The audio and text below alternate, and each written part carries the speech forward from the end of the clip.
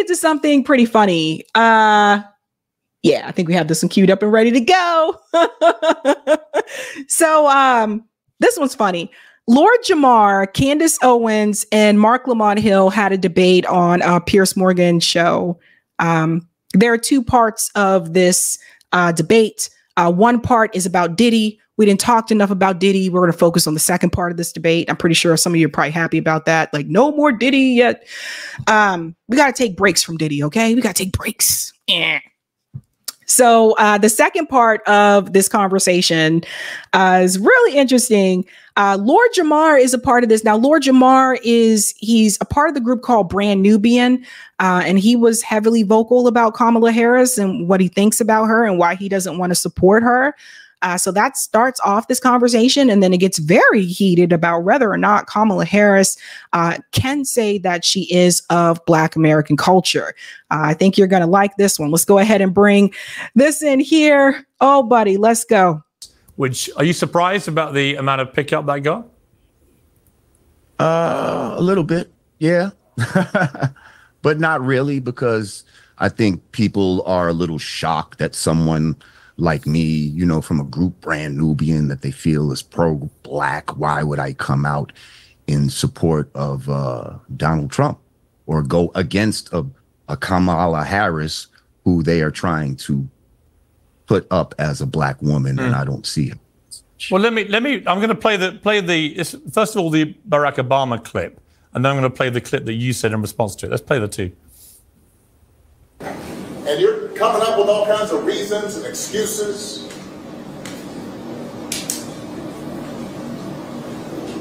I've got a problem with that because part of it makes me think, and I'm speaking to men directly, part of it makes me think that, well, you just aren't feeling the idea of having a woman as president. And you're coming up with other alternatives and other reasons for it.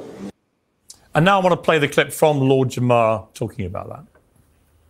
Well, I feel that she's so bad that guess what? I might just go around and vote for Trump. And this is my first time saying this out loud. But y'all think you're going to shame somebody or bully into voting for this? Absolutely not. Absolutely not. And now you're going to make me be Mr. Anti. You keep coming at me with this bullshit. You keep coming at me talking about, oh, it's a shame that you're not supporting a Black woman. And she's not Black. Now, Mark, you know, let me ask you honestly, Mark, if this had been the other way round, hang on, Jamal, Lord Jamal, I'll come to you in a sec. I just want to get their reaction to what we've just played because it's gone viral, as I said. But Mark, you know, if it had been the other way round, if you had a former white president saying, you've got to vote for Trump if you're white, you'd have gone absolutely nuts. So why is it okay for Barack Obama to order Black people to vote for Kamala Harris, given how unpopular she currently is to the extent where Trump is ahead in 5 of the 7 swing states? Why should they? So a couple of things. First, no one should vote for anybody based on identity politics. You should never vote for somebody because so Obama's they're wrong. Black, right? Yeah, Obama's wrong. I mean, I didn't vote for him. I love that. Obama's wrong. Yeah, Obama's wrong. Yeah, so we all agree. But we don't all agree though, because I don't think though.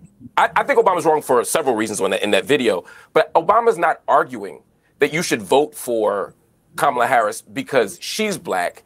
He's arguing you should vote for them because you're Black. In other words, no.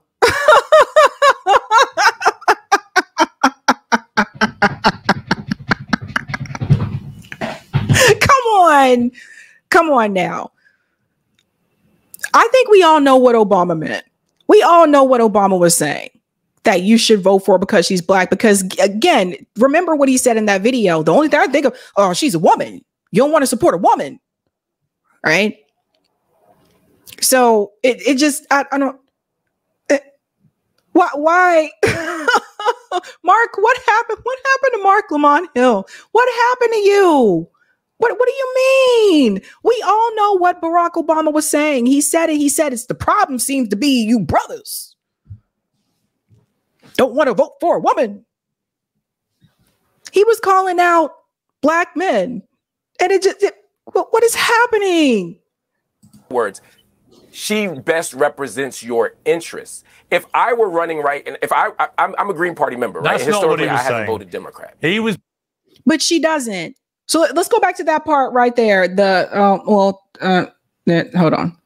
Just this part right here. He's not arguing that you should vote for Kamala Harris because she's black. He's arguing you should vote for them because you're black. In other words, she best represents your interests. If I were running, but she doesn't. That's the problem. Okay. Just because her complexion may be, she may have a similar shade of complexion, that doesn't mean that she represents our best interests. How does she represent our best interests when she spent most of her career as a prosecutor locking up black men, locking up black parents for truancy, aiding to the school to prison pipeline? I don't think that has the black community's best interest at heart. Do you? It doesn't sound like it to me. We all know she's pro-cop. We all know she wants to give more money to the police. How is that really representing our best interests? How is she representing our best interests, Mark? Tell me. Sabby want to know. Sabby wants to know. Right, and if I'm a Green Party member, right? That's not what he was I haven't saying. Voted Democrat. He was playing the race card. He was playing a skin color card. He was saying if you are black, you have a duty to vote for the black candidate. Yes. You don't. Listen. As Lord Jamal rightly said in his saying. furious rant about it, why? Why should he be told who to vote for? Okay, first of all, Piers, again, you just said I'm bringing in the race card when the question you asked me was, should Obama be telling people to vote for people because they're black? I said Obama played the race card, not you. I said Obama did. Oh, then I misheard you. I apologize. I apologize. I misheard you. I'm wrong. You're right. So to the point, Obama is saying that black people, again, I disagree with him, but let's disagree with him for the right reason. He's saying that as black people, vote your interest. Don't reject this person. As a black person, you should vote for the person that uplifts the black community. That's her. And don't let your... How is she uplifting the black community? Like, I still haven't heard any responses about, like, I want to know, how is she uplifting the black community? And don't give me the response of she went to HBCU. And a lot of people go to HBCUs. You don't have to be black to attend a HBCU either, by the way. I know a number of people that went to HBCUs that are not black. So I'm just asking you, after everything I told you about her record, how does she uplift the black community? So that's what I want to know. Just seriously. Patriarchy, don't let your hatred of women, don't let your this make you not do it. My issue with it is it frames black people and black men in particular as pathological and people who act against their interests and acts as if black men don't. Also, it's ahistorical. Black men actually do vote Democrat. I argue more than they should. So I think it's wrong for lots of reasons. I disagree with Jamar, though, my brother. Calling her, and again, I heard a bleep. I've been in the hood a long time. From that context, it sounded like you were calling her the B word. I couldn't see it, but I heard it. I'm not going to vote for that. Bleep sounded like the B word. I can't imagine a circumstance where we need to call her that. You know, in real life and in music, and there's just no reason for that. She doesn't deserve that any more than she deserves to be told that she's not qualified to run a Dunkin' Donuts. Those types of comments, I think, are unnecessary, even if you might agree that black people shouldn't be sheep. How does she disrespect you? By placating to me, by giving me word salads and all kind of nonsense, acting like she doesn't have to answer questions, being the artful dodger. That's very disrespectful. You think she deserves to be called a B for that?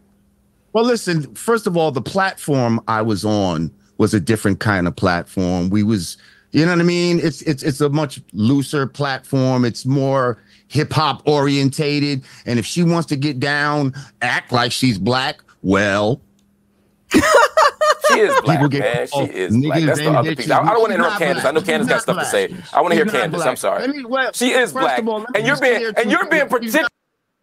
I am really mad at Marc Lamont. Well, not mad. I'm really disappointed in Marc Lamont Hill. It's really weird to me. Like, he has been a Green Party voter, like, and I think he's probably a member of the Green Party. I'm not a member of the Green Party, but he's been a Green Party voter for years. And it's really weird. It makes me wonder, like, did he back Joe Biden in 2020 or did he vote Green? Did he back Hillary Clinton in 2016 or did he, vote for, Jill Stein? I think Howie Hawkins was the candidate in 2020. It's really weird to me that all of a sudden, like now with this particular presidency, it's we got to support Kamala so that we don't get Donald Trump. But you're a third party voter. So why are you even tapping into the duopoly now? And let me know if I'm wrong, guys. Let me know. Did he support Joe Biden in 2020? If he did, not take that back and go, okay, maybe he did do that. But it seems kind of weird. It seems kind of weird to me. Really hypocritical, bro. He's not. Bro, you've been real hypocritical.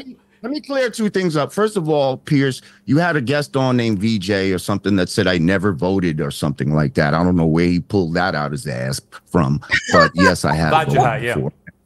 I actually voted for Obama the first time around. I got caught in that nonsense. But also, that comment that you're showing me was not in response to what Obama said. I said that prior to Obama coming out trying to be the father of, black men and all this type of stuff. Right. But it was it sounded like it went with it. It did, yeah. But in response, listen, Barry, you're not our father, and we're not going to just, you're not going to shake the finger of condemnation at us and think that you're going to shame us into doing what you want. We're not, we're waking up as black people right now, and we're thinking for ourselves, and we're not just going along with the Democratic Party. First of all, I'm a registered independent, so don't act like I'm waving the Republican flag.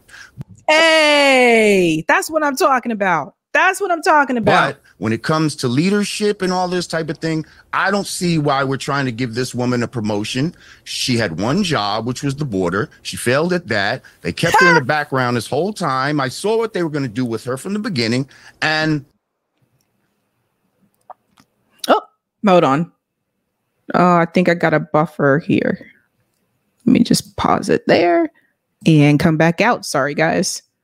And play here. Let's see if we can get to 4940. I'm just going back in, Eric. Okay, so 4940. Right up there. There we go. I don't feel that she's the one. I'm sorry. And by the way, you are absolutely I know, Jamal, you are perfectly entitled. I want to bring in Candice, who's been waiting patiently. I mean, Candice, this whole sort of premise, and I'm glad Lord Jamal clarified he said that before Obama spoke, although his answer clearly would have been exactly the same. The response would have been the same because it's all part of the same thing, which is this sort of weird thing, which frankly is quite racist. There's another way to look at it, that you should judge according to your skin color and feel a duty, a compulsion to do so, seems to me to be racist. It is fundamentally racist, and it's something that I think Black people are right to be upset about. And then there's also this. You are correct to say that there's nothing about Kamala Harris or Barack Obama, for being frank, that is Black. I covered this on my show yesterday, went through Barack Obama's history. There is something that is very cartoon. What was that look for? Mark Lamont Hill put his eyes up towards the ceiling. About them working to blackify a politician before they run for office. And what I mean by that is, like, Barry Soetoro, first 8 years of his life grew up in Indonesia. Okay, then he was with his white mother and his Indonesian stepfather. He then went to Hawaii, which had a population of just 5,000 Black people. 86% of them were in the military, and attended a school that is $31,000 per year. And it was all white people. He was raised by his white grandparents, the Dunnans. He's never lied about this, by the way. He then went off to college and had a white dorm mate, dated a white woman. There's nothing about Barack Obama's history that gives him, in my viewpoint, like the stepping ground to be talking to the brothers about the Black American experience. If you've ever even been to Hawaii, it doesn't even feel like America. Genuinely, it feels like we took this country from an Asian country. So that part was kind of funny when she said talking about the brothers. I will say this. I think I understand somewhat what Candace is saying, but I think the important piece that is missing from Candace's message is the lineage part. Because regardless if Barack Obama lived in Hawaii or lived in Florida, wherever, it's the lineage piece, right? Because like I said before, Black Americans are a specific ethnic group. Like I'm a Black American. All right. So Candace knows this as well, because as she's talked about this before, like I think her father is descendant of slavery, because she said like her father side of the family were sharecroppers here in the US, and I think her mother's side of the family is from the Virgin Islands. Correct me if I'm wrong, but I think that's the story. But anyway, she's familiar and aware of that. But the thing is the lineage. It's not about that you lived in Hawaii, and Hawaii is probably one of the most, last time I checked, one of the most diverse states in the country, by the way. But it's not about like whether or not she's like, he had a white dorm mate. A lot of people had white dorm mates because there are not a lot of, I mean, I had different color dorm mates as well. I mean, it's just who's the majority. So if you go to a PWI, then obviously you're not the majority. So chances are you probably might have a white roommate. So I think the things that she's using to pick out, I don't think are necessarily the right things. Instead, I think that she should be focusing on the lineage, which is true. He's not. So let's go on a little bit here. This state from an Asian country. And so when you realize that and you see how right before they run, suddenly the story changes. They drop a book and they work to blackify themselves. Obama didn't know his father, his Kenyan father growing up. And now all of a sudden he wants to lean into this stereotype. To me, it feels like they're both wearing blackface. I can't sort through all of Kamala's various accents. There's so many of them. She's in front of a Latina crowd. Suddenly she's Selena, you know, and she's speaking like a Latina. And then she's in front of a Jamaican crowd and she's dropping man. You know, I can't deal with it. It is way too much Hollywood acting for me. Then she's got the black scent going and girl, what are you talking about? She's in front of a white crowd. She's speaking like a California Valley girl.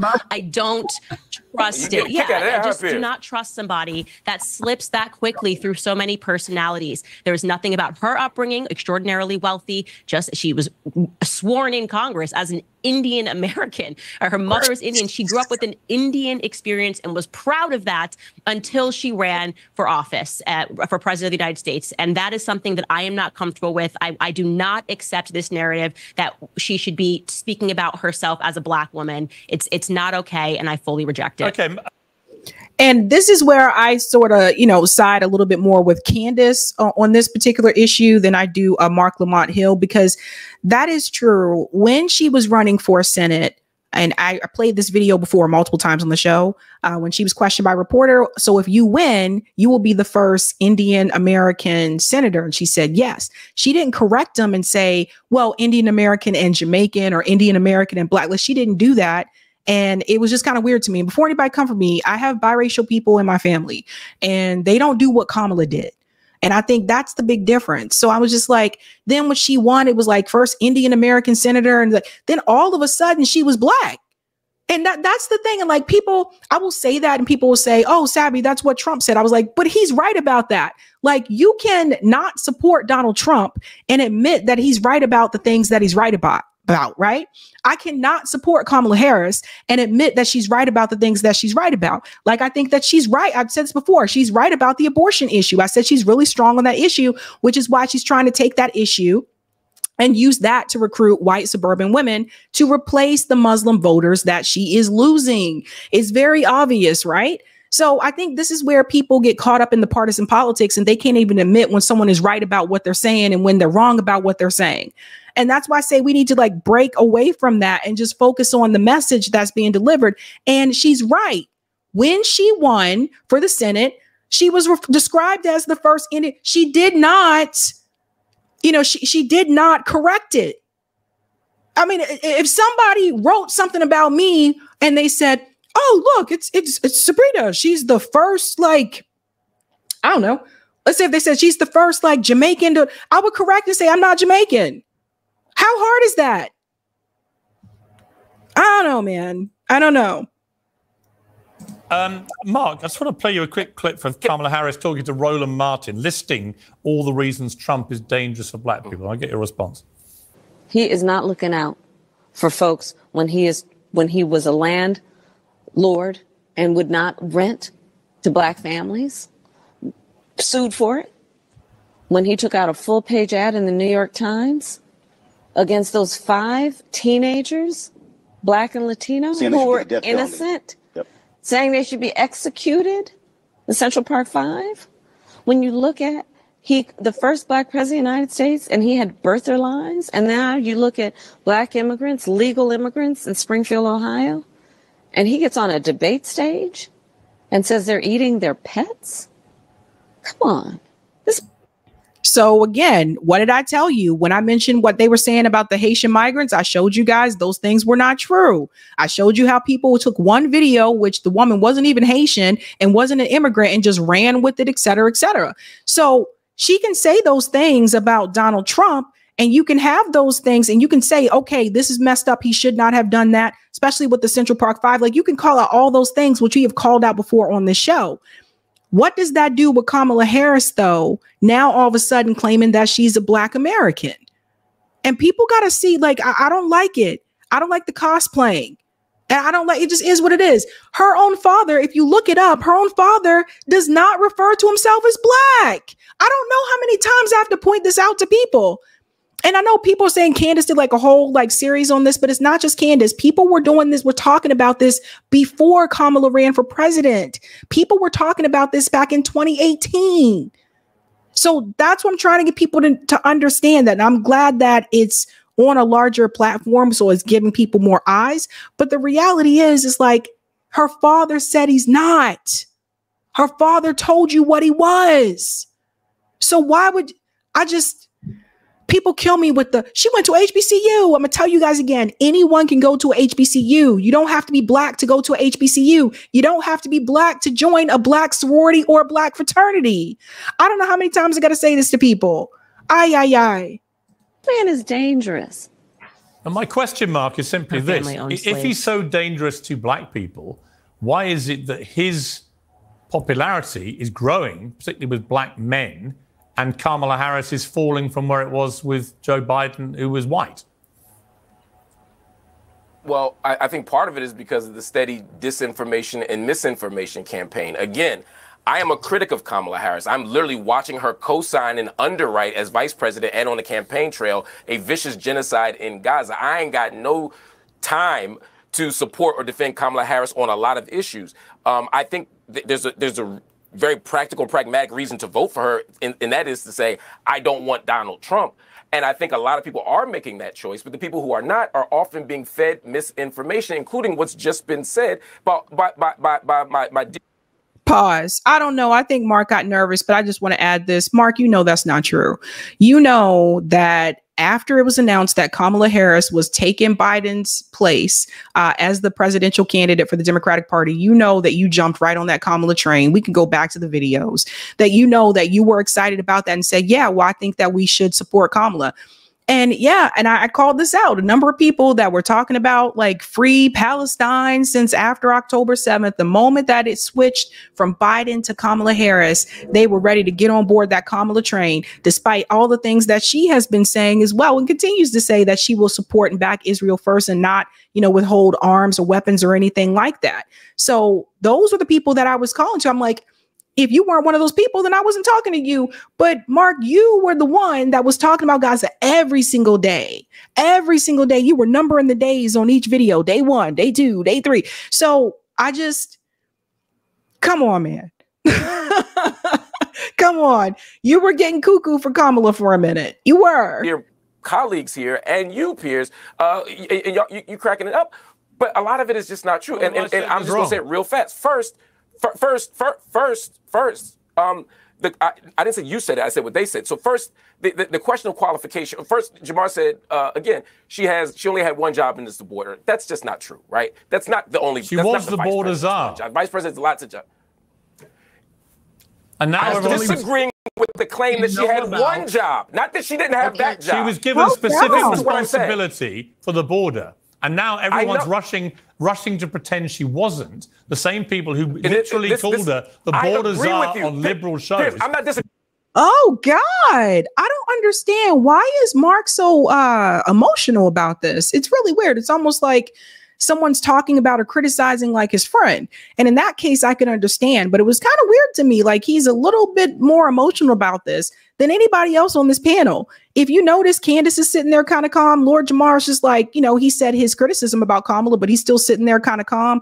And I will add to this, the calling her the B word, all that kind of stuff, you can criticize without calling a woman a bitch. So I will add that, which from what I understand, I think he apologized after this anyway. Pierce is kind of calm. But when it comes to this particular issue with Kamala, Mark is very emotional. Like, it's not that serious. Like it's really not. Like, you really ain't got to go to bat for her like that. Oh my God. Now pretend they didn't. Okay. What other public job and what did I'm she saying have? is, Like, they kept her in the background for a reason, for a very long time. Who's the president pro tem? Who's the president pro? What is happening? Why is he doing this? Guys, why is Mark acting like this? I ain't never seen him like this. Why is he doing this? He's like, who? Why are you so emotional? Temp of the Senate, president pro temp of the Senate, Kamala Harris. Right. Who's the domestic policy advisor? Kamala Harris. Who? I mean, I can name 10 things that she does other than that, but I don't want to make it about that. My point is that there's lots of reasons to criticize Kamala Harris, but to frame her as unqualified. Okay, again, that's a fair point. She's not unqualified. She's qualified. Okay. You just might think she's a. What is happening? Lance says Mark is frantically defending Kamala. It's weird. It's kind of weird that he's so like passionate about this. It's just strange. I'm just like, dude, I don't know. Going to make the wrong choices. My next point that she's not black. The next point that she's not. Guys, I need to. Now, Marco, jump in. We're running out of time. Candace has to go. Is the biggest point. Okay, go on, make your big point quickly. Jesus, wow. I don't know what's going on. But he's very passionate here. Really wants to get into. He's like, let me talk about her blackness. Let me talk about her blackness. Let me talk about, like, do you work for the campaign? Because I don't even see the people who are working for the campaign capping for her the way that you're doing right now in this interview. I don't know. I don't know what's going on, Mark. I don't know what's going on with all of that. Let's talk about her blackness, please. Talk about the black experience. Real quick. Two quick points. Quick, Mark, quick, because McCann has to go. The blackness point is what's crazy here to me, right? First of all, the idea that she puts on, they're not personalities, they're codes, and black people code switch from place to place. Wait till you hear me talk to my accountant later. Wait till you hear me. Pause. I'm sorry, Mark. Black people don't switch to a code when we're talking to Latino people. We don't. That's called pandering. When I talk to, look, I know people that are Jamaican. When I speak to people that are Jamaican, I'm not like, what's up, ma? I don't do that. What are you talking about? You're talking about the difference between like a professional environment, like a work environment, when you're hanging out with your friends. I think that's understandable. Yes. However, I'm not switching accents when I'm going to talk to a group of people that are Latino, when I'm going to talk to people that are Jamaican, I'm not doing that. I'm sorry. It's what it is. She's pandering. Oh my God. Talk to my agent later, like, yo, why'd you put me on Pierce? Just kidding. Wait till I talk to the people at the local soul food spot. They all gonna be different. Wait till I say peace to the gods and earths in New York. It's gonna be a different conversation. Black people talk differently. When someone says that's my aunt, they're not lying because they don't have shared blood. Black people call people auntie. That's fictive kinship. Right. That is blackness. Going to Howard is. Jesus Christ. Yes, it just a black experience. Pledging AKA is a black experience. And lastly, Jamar, for somebody who is a 5%. Did you hear what he just said? Pledging AKA is a black experience.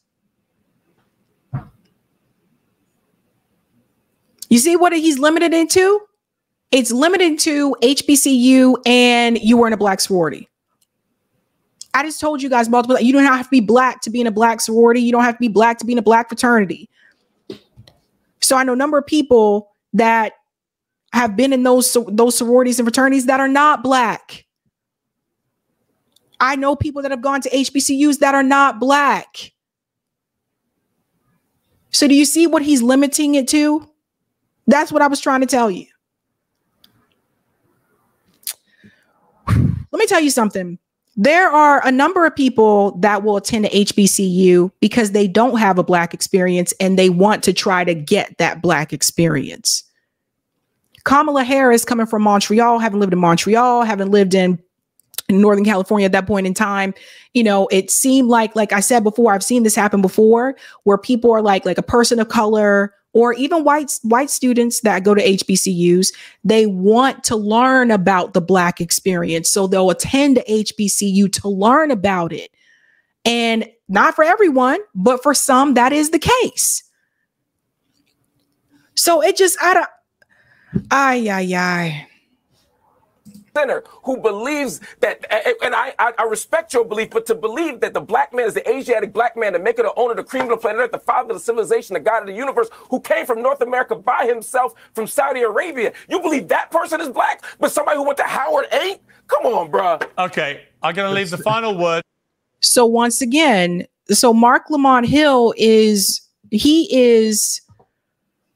defining Blackness as attending an HBCU. Just because you attended an HBCU doesn't mean that you're a Black American. And I think people have explained this to Marc Lamont Hill before. I don't know why he pretends that this is not an issue. I don't know why he continues to leave this out of the conversation. But the reality is Black American is a specific ethnic group. She is not of that group.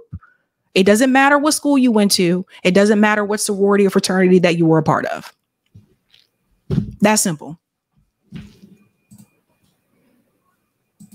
Final word to Candace before we have to end. Candace, what's going to happen on November the 5th? Well, since under 3 code weeks switching away. is normal, since code switching is normal in the Black community, Piers, I'm going to speak to you like this because this would be totally normal if I put on a UK accent. And it's been Well, I know where you get that from because you're married to a Brit. Thank you so much for thank you so much for having me, and I can't wait to run for president and just put on a different accent every time I speak to someone else.